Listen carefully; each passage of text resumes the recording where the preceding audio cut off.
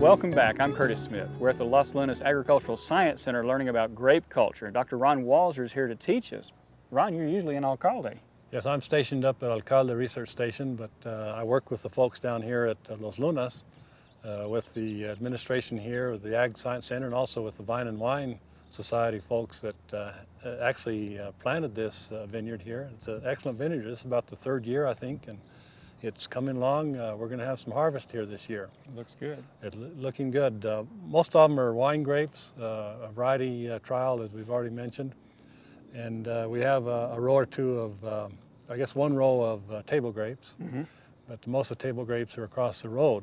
In the old planting? In the old planting, right, that's been here for, I don't know how long, but a long time. But these are coming along, and we're looking also at some trellising, some pruning research, and also one of the scientists from, soil scientists from Las Cruces is looking at a soil fertility trial in here. I noticed you were using a very interesting tool when I came up. Yes, this is a automatic tire, and when you're tying these grapes after pruning or even during the season, these shoots need to be tied to these wires, otherwise the wind will come up and blow them around like we had a couple of days ago that broke a lot of them off. But this is quite a nifty little machine here. It catches that tape, then pulls it out like that, then you can just wrap it around the plant and it staples it. It is a stapler then? It's a stapler. They call it a tire, I guess an automatic tire or whatever, but that'll tie that there. Now you can do this by hand if you don't have a thousand vines to tie. Yeah, in fact, these down here have been tied by hand. These were tied earlier during our pruning sessions. And the Vine and Wine Society, particularly the Middle Rio Grande chapter, are the ones that are in charge of this, and we've had several pruning sessions in here. We'll have another in a couple of weeks to come in and tie up all these new shoots that are coming in here. This is a vertical shoot positioning type of pruning. We will train these shoots up between these two wires, and then they'll get up here, and then they'll just sort of spread open here. That's one method. There are other methods where we have four different, or one wire up here and one wire down here, and you can train different cordons, we call them, or canes, branches to come out here that are permanent.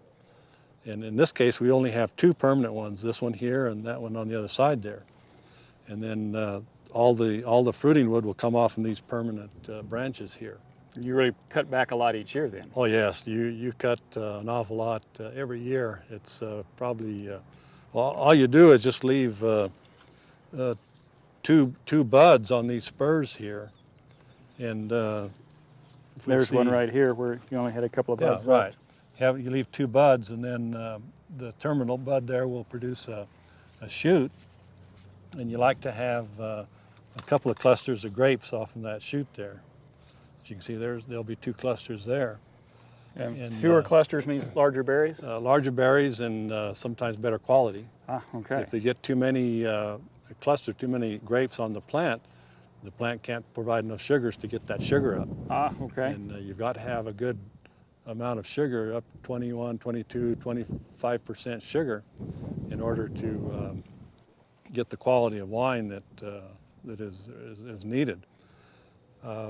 Are there things people need to know about this as far as making sure everything works the best? I mean, the pruning is critical, the tying is critical. Pruning, tying, irrigation.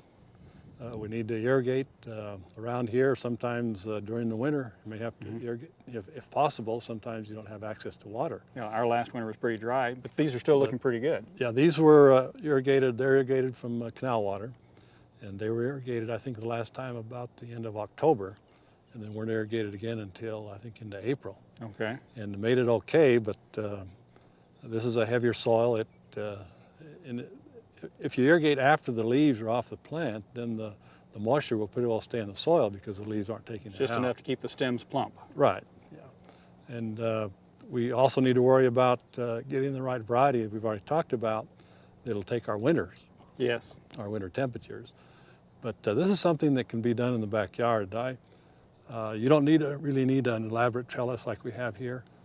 Okay. You can actually just go with one wire.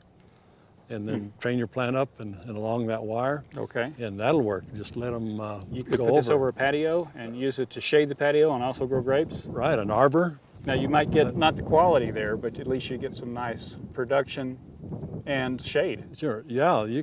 I've seen large arbors where the whole, actually they'll park a vehicle under an arbor like that or something like that, or have your barbecues under a grape arbor and reach up there and pick down some grapes. But they do need to be pruned. If you're going to plant an arbor, you just don't let them go, but they need to be pruned, tied. How about Similar to fertilization? this.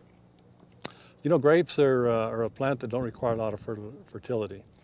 A little bit of nitrogen, sometimes iron, but fertility is not really a major factor with grapes like it is some of our other horticultural crops.